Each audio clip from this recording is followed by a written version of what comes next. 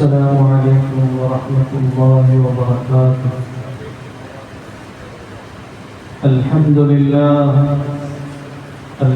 لله نحمده ونستعينه ونؤمن به ونتوكل عليه ونعوذ بالله من شرور أنفسنا ومن سيئات أعمالنا.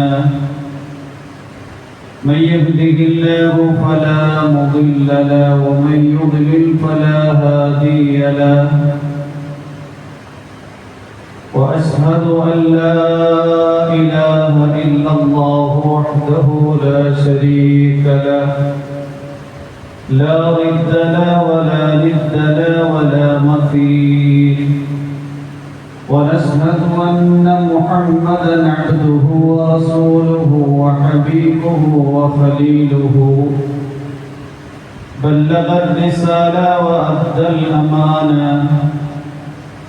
صلى الله عليه وعلى آله وأصحابه وبارك وسلم تسليما كثيرا أما بعد فأعوذ بالله من الشيطان الرجيم. بسم الله الرحمن الرحيم. قل تعالوا أتل ما حرم ربكم عليكم ألا تشركوا به شيئا وبالوالدين إحسانا ولا تقتلوا أولادكم من إملاق نحن نرزقكم وإياهم ولا تقربوا الفواحش ما ظهر منها وما بطن ولا تقتلوا النفس التي حرم الله إلا بالحق ذلكم وصاكم به لعلكم تعقلون. صدق الله العظيم. إنما الأعمال بالنيات وإنما لامرئ ما نوى. فمن كانت هجرته إلى دنيا يصيبها أو إلى امرأة ينكحها فهجرته إلى ما هاجر إليه. صدق رسوله النبي الكريم. സർവശക്തനായ അല്ലാഹു സുബ്ഹാനഹു വ തആല നാം ഏവരെയും അനുഗ്രഹിക്കുമാറാകട്ടെ. അല്ലാഹു സുബ്ഹാനഹു വ തആല അവന്റെ വിശുദ്ധ ഖുർആനിൽ നമ്മോട് ചെയ്യുന്ന വസിയത്തിൽപ്പെട്ട 9 കാര്യങ്ങളിൽ 2 കാര്യങ്ങൾ കഴിഞ്ഞ ആഴ്ചകളിൽ നാം ചർച്ച ചെയ്തു. ഒന്ന്, അല്ലാഹുവിന്റെ കൂട്ടത്തിൽ സമന്മാരെ കൽപ്പിക്കരുത്, ശിർക്ക് ചെയ്യരുത്. രണ്ടാമത്, മാതാപിതാക്കൾക്ക് ഗുണം ചെയ്യണം, മാതാപിതാക്കളെ ദ്രോഹിക്കരുത്, അവരോട് അനുസരണക്കേട് കാണിക്കരുത്. മൂന്നാമത്തെ ഉപദേശം, വലാ തഖ്തുലൂ ഔലാദകും മിൻ ഇംലാഖ്. ദാരിദ്ര്യം പേടിച്ചുകൊണ്ട് ഒരിക്കലും നിങ്ങൾ കുട്ടികളെ, നിങ്ങൾക്ക് ജനിക്കുന്ന പിഞ്ചു പൈതങ്ങളെ കൊലപാതകം ചെയ്യരുത്. അല്ലാഹുവിന്റെ പ്രവാചകൻ മുഹമ്മദ് റസൂലുള്ളാഹി സ്വല്ലല്ലാഹു അലൈഹി വസല്ലം തങ്ങൾ ഇസ്ലാമുമായി അറേബ്യൻ ഭൂഖണ്ഡത്തിൽ രംഗപ്രവേശനം ചെയ്യുമ്പോൾ അറബികളിലും ഗ്രീസിലും റോമിലും ചൈനയിലും വളരെ വ്യാപിച്ചു കിടന്ന ഒരു ദുരാചാരമായിരുന്നു കുട്ടികളെ ജീവനോടെ കുഴിച്ചുമൂടൽ. അതിന്റെ കാരണങ്ങളിൽ ഒന്ന് ദാരിദ്ര്യമാണ്. എങ്ങനെയാണ് ഈ കുട്ടികളെ വളർത്തുന്നത്? വളർത്തി വലുതാക്കി അവരെ വിവാഹം ചെയ്ത് അയക്കുന്നത് എങ്ങനെയാണ്? ഈ ദാരിദ്ര്യത്തെ പേടിച്ചുകൊണ്ട് പലപ്പോഴും കൂടുതൽ കൊലപാതകത്തിനിരയാകുന്നത് പെൺകുട്ടികളായിരുന്നു. രണ്ടാമതായി, പെൺകുട്ടികൾ ജനിച്ചു കഴിഞ്ഞാൽ ഒരു ആക്ഷേപമായി കുടുംബങ്ങളിൽ, ഗോത്രങ്ങളിൽ ഗണിക്കപ്പെടുമായിരുന്നു. വിശുദ്ധ ഖുർആൻ അതിനെക്കുറിച്ച് പറഞ്ഞത് സന്തോഷവാർത്ത എന്നാണ്.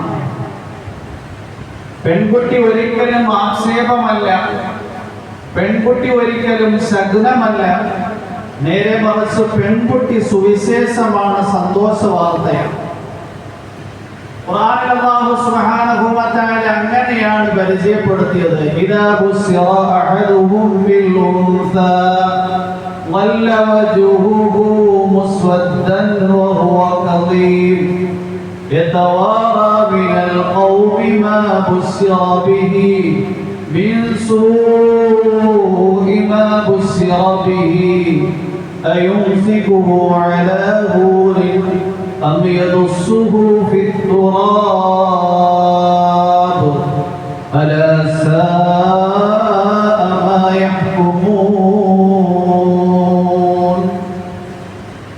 ഖുർആൻ ഈ ആയത്തിൽ രണ്ട് സ്ഥലങ്ങളിലാണ് പെൺകുട്ടികളെ കുറിച്ച് സുവിശേഷം, സന്തോഷവാർത്ത എന്ന് പരിചയപ്പെടുത്തിയത്. പെൺകുട്ടി യഥാർത്ഥത്തിൽ ഹൃദയത്തിന്റെ കുളിർമയാണ്. പെൺകുട്ടി യഥാർത്ഥത്തിൽ ഹൃദയത്തിന്റെ ആനന്ദമാണ്. പെൺകുട്ടിയാണ് നിന്നോട് ആത്മാർത്ഥത കാണിക്കുന്നത്. ആത്മാർത്ഥമായ സ്നേഹം മരണം വരെയും പെൺകുട്ടിയുടെ ഹൃദയത്തിൽ തളം കെട്ടി നിൽക്കും. അതുകൊണ്ട് പെൺമക്കൾ സന്തോഷ വാർത്തയാണ്. ഇദാ ബുശ്ശിറ അഹദുഹും ബിൽ ഉൻസാ. ജാഹിലിയ്യ കാലത്ത് പെൺകുട്ടി ജനിച്ചു എന്ന സന്തോഷ വാർത്ത അറിയിക്കപ്പെട്ടു കഴിഞ്ഞാൽ അവന്റെ മുഖം കറുത്ത് കരുവാളിച്ചു പോകും. എന്തുകൊണ്ടാണ്? എന്നു മാത്രമല്ല, വഹുവ കദീം, ഹൃദയത്തിലുണ്ടാകുന്ന ദേഷ്യത്തിന്റെ പേരിൽ അതിന്റെ അടയാളങ്ങൾ മുഖത്തുകൂടി കറുത്ത് കരുവാളിച്ച് പ്രകടമായിരിക്കും. يتوارى من القوم من سوء ما بشر به. അവന് സന്തോഷവാർത്ത അറിയിക്കപ്പെട്ടതിന്റെ ആക്ഷേപത്തിന്റെ പേരിൽ അവൻ ജനങ്ങളിൽ നിന്നൊളിച്ചു താമസിക്കും. ജനങ്ങളുടെ ഇടയിലേക്ക് പ്രത്യക്ഷപ്പെട്ടു കഴിഞ്ഞാൽ ജനങ്ങൾ എന്നോട് ചോദിക്കും, നിന്റെ കുട്ടി പെണ്ണാണോ? ഇത് കേൾക്കുമ്പോൾ ഹൃദയത്തിനൊരു അസ്വസ്ഥത, ഹൃദയത്തിനൊരു ബേജാർ, ഒരു വെപ്രാളം.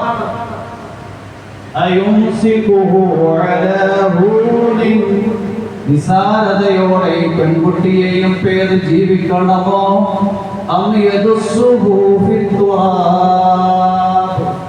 അതോ ജീവനോടെ ആ പെൺകുട്ടിയെ കുഴിച്ചു മൂടണമോ എന്ന് ചിന്തിച്ചിരുന്ന കാലം.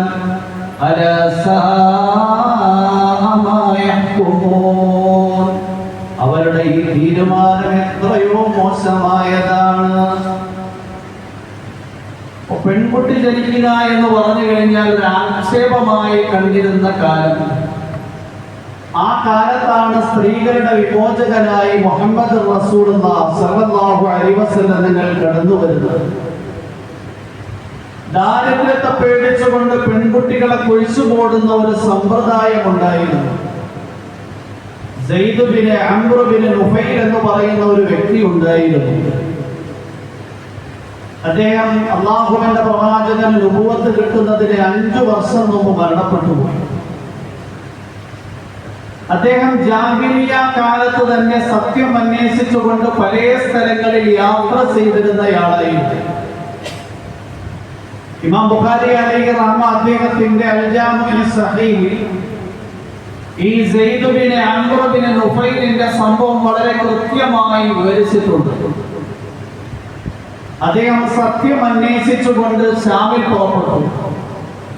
അവിടെ എത്തിയപ്പോൾ യഹൂദി പണ്ഡിതനെ കണ്ടു. യഹൂദി പണ്ഡിതന്റെ അടുക്കൽ ചോദിച്ചു, ഞാൻ സത്യം അന്വേഷിച്ചു കൊണ്ടുവന്നതാണ്. നിങ്ങൾ സത്യസന്ധനായ ഒരു വ്യക്തിയാണ്, നിങ്ങൾ നല്ലൊരു മതത്തിലാണ്, ഞാൻ യഹൂദി മതത്തിലാകാൻ ആഗ്രഹിക്കുകയാണ്. ആ യഹൂദി പണ്ഡിതൻ പറഞ്ഞു, നിങ്ങൾ യഹൂദ മതത്തിലേക്ക് കടന്നു വന്നു കഴിഞ്ഞാൽ അള്ളാഹുവിന്റെ ഗളബ്, അള്ളാഹുവിന്റെ ദേഷ്യം പേരേണ്ടി വരും. കാരണം യഹൂദികളോട് അള്ളാഹ് ദേഷ്യമുണ്ട്. മഗ്ദൂബി അലൈഹിം എന്നാ പറഞ്ഞിരിക്കുന്നത്. സെയ്ദ് ബിൻ അംർ ബിൻ നുഫൈർ പറഞ്ഞു, ഞാൻ അറേബ്യൻ ഭൂഖണ്ഡത്തിൽ നിന്ന് ശാമിലേക്ക് സത്യം അന്വേഷിച്ചു കൊണ്ടുവന്നത് അള്ളാഹുവിന്റെ ദേഷ്യം പേറാനല്ല, ആ ദേഷ്യത്തിൽ നിന്ന് മോചനം നേടാൻ വേണ്ടിയാണ്. അപ്പൊ ആ യഹൂദി പണ്ഡിതൻ പറഞ്ഞു, അങ്ങനെയാണെങ്കിൽ ഖലീഫ മതമുണ്ട്. ഇബ്രാഹിം നബി അലൈഹിസ്സലാമിന്റെ മില്ലത്ത് അത് ഋജുവായ മാർഗമാണ്, അതിൽ യാതൊരു കലർപ്പും ഇല്ല. ആ മതത്തെ അവലംബിക്കലാന്നല്ല. സെയ്ദ് ബിൻ അംർ ബിൻ നുഫൈർ നേരെ ഒരു ക്രൈസ്തവ പുരോഹിതനും പണ്ഡിതനുമായ ആളുടെ അടുക്കൽ വന്നു. അദ്ദേഹത്തിന്റെ അടുക്കൽ വന്നിട്ട് പറഞ്ഞു, ഞാൻ സത്യം അന്വേഷിച്ചു കൊണ്ട് പുറപ്പെട്ടതാണ്. നിങ്ങൾ ക്രിസ്തു മതത്തിന്റെ പുരോഹിതനും പണ്ഡിതനുമാണ്, നിങ്ങളുടെ മതം സത്യമാണ് എന്ന് എനിക്ക് തോന്നുന്നു. ഞാൻ നിങ്ങളുടെ മതത്തിൽ പ്രവേശിക്കാൻ ആഗ്രഹിക്കുകയാണ്. ആ ക്രൈസ്തവ പുരോഹിതൻ സെയ്ദ് ബിൻ അംർ ബിൻ നുഫൈറിനോട് പറഞ്ഞു, ഞങ്ങളുടെ മതത്തിലേക്ക് നിങ്ങൾ കടക്കുന്നതോടുകൂടി അള്ളാഹുവിന്റെ ശാപം നിങ്ങൾക്ക് പേറേണ്ടി വരും. കാരണം ക്രിസ്ത്യാനികൾ വഴികെട്ടു പോയവരാണ് എന്ന് പരിചയപ്പെടുത്തപ്പെട്ടിട്ടുണ്ട്. അതുകൊണ്ട് തന്നെ അള്ളാഹുവിന്റെ ശാപത്തിൽ വിധേയമാകുന്ന ധാരാളം കാര്യങ്ങൾ ഞങ്ങൾ ഞങ്ങളുടെ മതത്തിൽ കൂട്ടിച്ചേർത്തിട്ടുണ്ട്. സെയ്ദ് ബിൻ അംർ ബിൻ നുഫൈർ പറഞ്ഞു, ഞാൻ അള്ളാഹുവിന്റെ ശാപത്തിൽ നിന്ന് രക്ഷപ്പെടാൻ വേണ്ടിയാണ് ഒരു സത്യമതത്തെ അന്വേഷിച്ചുകൊണ്ട് പുറപ്പെട്ടത്. അതുകൊണ്ട് അള്ളാഹുവിന്റെ ശാപത്തിനിരയാകുന്ന ഒരു മതത്തിലേക്ക് കടക്കാൻ ഞാൻ തയ്യാറില്ല. ആ ക്രൈസ്തവ പുരോഹിതനും പണ്ഡിതനും പറഞ്ഞു, അങ്ങനെയാണ് എങ്കിൽ യാതൊരു വക്രതയും വളവുമില്ലാത്ത നേരായ ഒരു മതമുണ്ട്, ഇബ്രാഹിമിന്റെ മില്ലത്താണ്, അതിനെ മുറുകെ പിടിച്ചുകൊണ്ട്. അങ്ങനെ ഇബ്രാഹിം നബി അലൈഹിസ്സലാമിന്റെ മില്ലത്തിനെ കുറിച്ച് അദ്ദേഹം ശരിക്കും പഠിച്ചു. എന്നിട്ട് ഇബ്രാഹിം നബി അലൈഹിസ്സലാമിന്റെ മതത്തിനെ അദ്ദേഹം അവലംബിച്ചു. ജനങ്ങൾ അതിന് മാറ്റത്തിരുത്തലുകൾ വരുത്തി, അതിൽ ശിർക്കും കുഫറും ഒക്കെ കൂട്ടിക്കലർത്തിയെങ്കിലും സെയ്ദ് ബിൻ അംർ ബിൻ നുഫൈർ ശരിയായി താമതം പറിച്ചു, അതിൽ ശിർക്കില്ല. ബുഖാരി അലൈഹി റഹ്മ വിവരിക്കുകയാണ്, അല്ലാഹുവിന്റെ പ്രവാചകൻ നുബുവത്ത് കിട്ടുന്നതിന് മുമ്പ് ഒരിക്കൽ ഇതേ സെയ്ദ് ബിൻ അംർ ബിൻ നുഫൈലിന്റെ കൂട്ടത്തിൽ സന്ധിക്കാൻ അവസരമുണ്ടായി. മക്കാ മുശ്രിക്കീങ്ങൾ അവരെ തയ്യാറാക്കിയ ഭക്ഷണം കൊണ്ടുവന്ന് സുഫ്രയിൽ വെച്ചു. അല്ലാഹുവിന്റെ പ്രവാചകൻ നോക്കിയപ്പോൾ ആ സുഫ്രയിൽ വിളമ്പപ്പെട്ട ഭക്ഷണത്തിൽ ഇറച്ചിയുണ്ട്. അല്ലാഹുവിന്റെ പ്രവാചകൻ കഴിക്കുന്നതിൽ നിന്ന് വിമുഖത കാട്ടി. സെയ്ദ് ബിൻ അംർ ബിൻ നുഫൈലും മാറി നിന്നു, കഴിക്കാതിരുന്നു. എന്നിട്ട് Zaid bin Amr bin Nufail Makkah മുശ്രിക്കീങ്ങളോട് ചോദിക്കുകയുണ്ടായി, നിങ്ങൾ ഈ അറുത്ത മൃഗത്തിനെ പടച്ചവൻ അല്ലാഹുവാണ്, ഖലഖല്ലാഹു ഹാദിഹി ദവാബ. നിങ്ങൾ ഈ അറുത്തിരിക്കുന്ന മൃഗങ്ങളെ സൃഷ്ടിച്ചവൻ അല്ലാഹുവാണ്. വഅൻസല മിനസ് സമാഇ മാഅൻ, ആകാശത്തിൽ നിന്ന് ഭൂമിയിലേക്ക് മഴ വർഷിപ്പിച്ചവനും അല്ലാഹുവാണ്. ഫഅഖ്റജ ബിഹി മിനസ് സമറാത്തി, ആ മഴയിലൂടെ ഭൂമിയിൽ നിന്ന് ധാന്യങ്ങളും സസ്യങ്ങളും പച്ചക്കറികളും പുല്ലുകളെയും മുളപ്പിച്ചവനും അല്ലാഹുവാണ്. ഈ ധാന്യങ്ങളും ഈ പച്ചക്കറികളും ഈ സസ്യങ്ങളും തിന്നു വളരുന്ന ഈ മൃഗങ്ങൾ, ഇവകളെ അറക്കുന്ന സമയത്ത് നിങ്ങൾ അല്ലാഹുവിന്റെ നാമം ഉലവിട്ടുകൊണ്ടാണ് അറക്കേണ്ടുന്നത്. പക്ഷേ ആ സമയത്ത് നിങ്ങൾ അല്ലാഹുവല്ലാത്ത പ്രതിഷ്ഠകളുടെ പേരുകൾ പറഞ്ഞ് എന്തിനാണ് അറക്കുന്നത്? Zaid bin Amr bin Nufail അവരോട് ചോദിക്കുകയുണ്ടായി. സെയ്ദ് ബിൻ അംർ ബിൻ നുഫൈലും മുശ്രിക്കീങ്ങൾ അല്ലാഹുവല്ലാത്ത ലാത്തയുടെയും ഉസ്സയുടെയും മനാത്തയുടെയും പേര് പറഞ്ഞ് അറുത്ത മൃഗങ്ങളെ കഴിക്കുമായിരുന്നില്ല. ബുഖാരി റിവായത്ത് ചെയ്യുന്ന സംഭവങ്ങളാണിത്. അസ്മാ ബിൻത് അബൂബക്കറിന്റെ മകൾ പറയുകയാണ്, ചെറിയ കുട്ടിയായിരിക്കുന്ന സന്ദർഭം ഈ Zaid bin Amr bin Nufail, അന്ന് നബി തങ്ങൾക്ക് നബുവത്ത് കിട്ടിയിട്ടില്ല. അസ്മാ ബിൻത് അബൂബക്കർ പറയാണ്, റഅയ്തു Zaid bin Amr bin Nufail, ഞാൻ സെയ്ദ് ബിൻ അംർ ബിൻ നുഫൈലിനെ കാണുകയുണ്ടായി. ഖായിമൻ മുസ്നദൻ ലഹറഹു ഇലൽ കഅബ, ഖായിമൻ അദ്ദേഹം നിൽക്കുകയാണ് മുസ്നിദൻ ലഹറഹു ഇലൽ കഅബ അദ്ദേഹത്തിന്റെ മുതുകിനെ കഅബയിലേക്ക് ചേർത്തു വെച്ചുകൊണ്ട്. അന്ന് മക്കാ മുശ്രിക്കീങ്ങളും ഖുറൈശി പ്രമാണികളുമാണ് കഅബയുടെ സംരക്ഷണ ചുമതലയുണ്ടായിരുന്നത്. അവരോട് വിളിച്ചിട്ട് പറയുകയാണ്, യാ മഅശറ ഖുറൈശ്, ഏ ഖുറൈശി സമൂഹമേ, മാ മിൻകും അഹദൻ അലാ ദീനി ഇബ്രാഹിം ഗൈരി, നിങ്ങളിൽ നിന്ന് ഒരാളും ഇബ്രാഹിമിന്റെ മതത്തിലല്ല, ഞാൻ മാത്രമാണ് ഇബ്രാഹിമിന്റെ മതത്തിൽ. നിങ്ങൾ പറയുന്നു ഇബ്രാഹിമിന്റെ മതത്തിലാണ് നിങ്ങളെന്ന്, ഇബ്രാഹിമിന്റെ ആദർശത്തിലാണ് എന്ന് നിങ്ങൾ. എന്നാൽ നിങ്ങൾ ഇബ്രാഹിമിന്റെ ആദർശത്തിലും മതത്തിലുമല്ല. ഞാനാണ് ഇബ്രാഹിമിന്റെ ആദർശം ശരിയായി പഠിച്ചയാള്, ഞാനാണ് ഇബ്രാഹിമിന്റെ മതം ശരിയായി പഠിച്ചയാൾ. ഇബ്രാഹിം നബി അലൈഹിസ്സലാം ഒരിക്കലും പെൺകുട്ടികളെ ജീവനോടെ കുഴിച്ചു മൂടുമായിരുന്നില്ല. ഏ മക്കാ മുശ്രിക്കീങ്ങളെ, ഏ ഖുറൈശി പ്രമാണികളെ, ഇബ്രാഹിം നബി അലൈഹിസ്സലാം തന്റെ ജീവിതത്തിൽ നിന്ന് പരിശുദ്ധി പാലിച്ച ഒരു ദുരാചാരം പെൺകുട്ടികളെ ജീവനോടെ കുഴിച്ചു മൂടുകയാണ്. ഇബ്രാഹിം നബി അലൈഹിസ്സലാമിന്റെ മാർഗമല്ലത്. Sayyid bin Amr bin Nufail പറയുമായിരുന്നു, وهو يقول للرجل إذا أراد أن يقتل ابنته, ഏതെങ്കിലും ഖുറൈശികൾ മക്കാ മുശ്രിക്കീങ്ങൾ ജനിക്കുന്ന പെൺകുട്ടികളെ ജീവനോടെ കുഴിച്ചുകൂടാൻ ഉദ്ദേശിക്കുമ്പോൾ അവരുടെ അടുക്കലേക്ക് പോയിട്ട് Sayyid bin Amr bin Nufail പറയുമായിരുന്നു, ലാ തഖ്തുൽഹാ, നിങ്ങൾ ഒരിക്കലും ഈ പെൺകുട്ടികളെ ജീവനോടെ കൊല്ലരുത്. അത് തഫൈതുനഹാ മുഇനതഹാ, ഈ പെൺകുട്ടികളുടെ ചിറവ് ഞാൻ വഹിച്ചുകൊണ്ട് ഈ പെൺകുട്ടികളെ നിങ്ങൾക്ക് വേണ്ടി ഞാൻ സംരക്ഷിച്ചു കൊള്ളാം. അങ്ങനെ Sayyid bin Amr bin Nufail ഒളിച്ചുകൂടപ്പെടാൻ വേണ്ടി പോയിരുന്ന ധാരാളം പെൺകുട്ടികളെ കൊണ്ടുപോയി വീട്ടിൽ വളർത്തുമായി, സ്വന്തം ചെലവിൽ വളർത്തുമായി.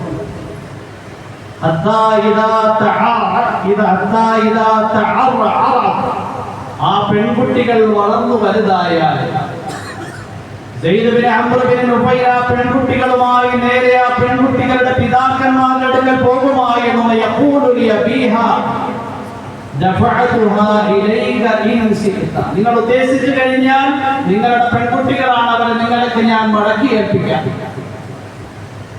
ഇനി നിങ്ങൾ ഈ പെൺകുട്ടികളെ വളർത്താൻ ആഗ്രഹിക്കുന്നില്ല എങ്കിൽ ഞാൻ തന്നെ ഇവർക്ക് ചെലവ് കൊടുത്ത് എന്റെ കീഴിൽ ഇവരെ വീണ്ടും വളർത്തി വലുതാക്കിക്കൊള്ളാം. ഇവർക്ക് വേണ്ടുന്ന എല്ലാ കാര്യങ്ങളും ഞാൻ സൗകര്യപ്പെടുത്തിക്കൊള്ളാം. ഇവർക്ക് ഉചിതമായ വരനെ കണ്ടെത്തി ഞാൻ വിവാഹം ചെയ്തു കൊള്ളാം. ഇത് സയ്യിദ് ബിൻ അംർ ബിൻ നുഫൈലിന്റെ രീതിയായിരുന്നു. ഈ സയ്യിദ് ബിൻ അംർ ബിൻ നുഫൈലിനെ കുറിച്ച് എന്തുകൊണ്ടാണ് ഇമാം ബുഖാരി വല്ലാതെ അദ്ദേഹത്തിന്റെ ഉയർന്ന കിതാബിൽ വർണ്ണിച്ചത്, ചരിത്രത്തിന്റെ ഗ്രന്ഥങ്ങളിൽ എന്തുകൊണ്ടാണ് അദ്ദേഹത്തിനെ വർണ്ണിച്ചിരുന്നത്? അറബികളിലുണ്ടായിരുന്ന ദുരാചാരത്തിനെ പൂർണ്ണമായും വെറുത്തിരുന്നയാളായിരുന്നു Sayyid bin Amr bin Nufail. അല്ലാഹുവിന്റെ പ്രവാചകൻ മുഹമ്മദ് റസൂലുള്ളാഹി സ്വല്ലല്ലാഹു അലൈഹി വസല്ലം തങ്ങൾക്ക് 35ാമത്തെ വയസ്സായിരുന്നു. നുബുവത്ത് കിട്ടുന്നതിന് 5 വർഷം മുമ്പ് ഈ Sayyid bin Amr bin Nufail വഫാത്താകുകയുണ്ടായി, മരണപ്പെടുകയും. അറേബ്യൻ ജനസമൂഹത്തിൽ വ്യാപകമായി നിലനിന്നിരുന്ന ഒരു ദുരാചാരമായിരുന്നു ജീവനോടെ കുട്ടികളെ കുഴിച്ചുമൂടൽ. പെൺകുട്ടികളാണെങ്കിൽ ആക്ഷേപത്തിന്റെ പേരിൽ, ആൺകുട്ടികളെയും കുഴിച്ചുമൂടുന്ന സമ്പ്രദായം ഉണ്ടായിരുന്നു. ദാരിദ്ര്യത്തിന്റെ പേരിൽ അവർക്ക് അന്നം കൊടുക്കേണ്ടി വരുമെന്ന് പേടിച്ചു.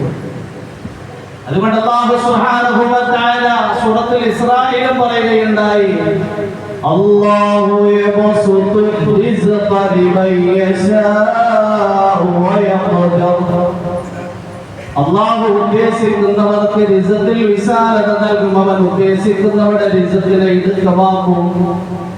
ശേഷമുള്ള ആയത്തിൽ അല്ലാഹു പറയുന്നത്, വലാ തഖ്തുലൂ ഔലാദകും ഖശിയത ഇംലാഖ് നഹ്നു നർസുഖുഹും വഇയ്യാകും ഇന്ന ഖത്ലഹും കാന ഖിത്അൻ കബീറാ.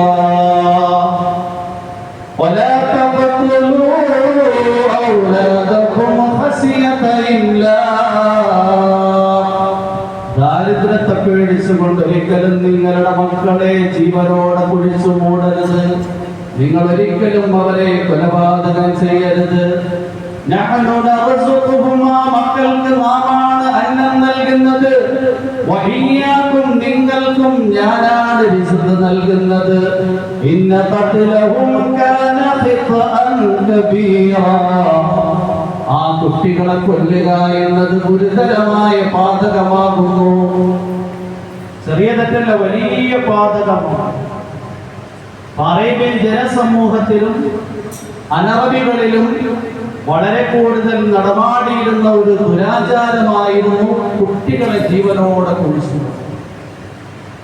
അവരെ വളർത്തുന്നതിലുള്ള ക്ഷീണത്തിന്റെ പേരിൽ, അവരെ വളർത്തുന്നതിന് അനിവാര്യമായ ചിലവ് സമ്പാദിക്കുമ്പോഴുണ്ടാകുന്ന കഷ്ടപ്പാടിനെ ഓർത്തുകൊണ്ട് എതിരെ ഇത്രയും വലിയ ഭാരം തലയ്ക്ക് പിടിച്ചു വെക്കുന്നത് അത് ജാഹിലിയ്യത്തിൽ നടമാടിയിരുന്ന കാര്യമാണ്.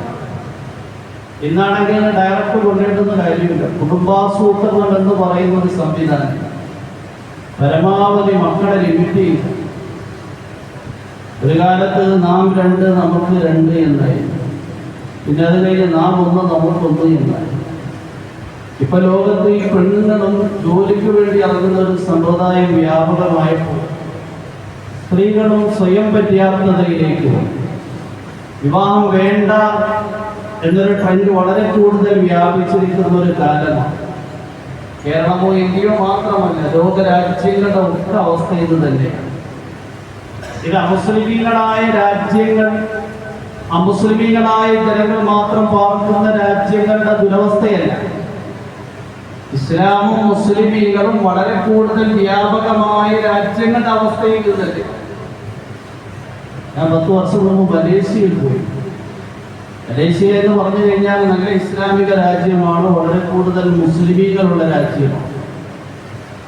അവിടെ ഹാഫിദീങ്ങളായി കഴിഞ്ഞാൽ ഗവൺമെന്റ് തന്നെ അവർക്ക് 200 റിംഗറ്റ് നൽകും ഒരു മാസം. 200 റിംഗറ്റ് എന്ന് പറഞ്ഞു കഴിഞ്ഞാൽ നല്ലൊരു തുകയാണ്. ഇത് ഇന്ത്യൻ കറൻസിയും റിംഗറ്റുമായി നിങ്ങൾ താരതമ്യം നടത്തി നോക്കിയാൽ അത്രയും കൂടുതൽ ഹാഫിദീങ്ങളുള്ള രാജ്യമാണ്. ധാരാളം പെൺകുട്ടികളും ഹാഫിദാത്തുകളാകുന്നുണ്ട്. പക്ഷെ ഒരു പ്രായം കഴിഞ്ഞാൽ അവര് സ്വന്തമായി വിദ്യാഭ്യാസത്തിൽ വികാസവും പുരോഗതിയും നേടി ജോലിയായി കഴിഞ്ഞാൽ പല സ്ഥാപനങ്ങളിൽ പോയി ജോലി ചെയ്ത് സ്വന്തം സാലറി കിട്ടുന്ന അവസ്ഥയിലേക്കായപ്പോൾ വിവാഹം വേണ്ട എന്നായി. കാരണം ഭർത്താവ് എന്ന് പറഞ്ഞാൽ ഒരു ബാധ്യതയാണ്.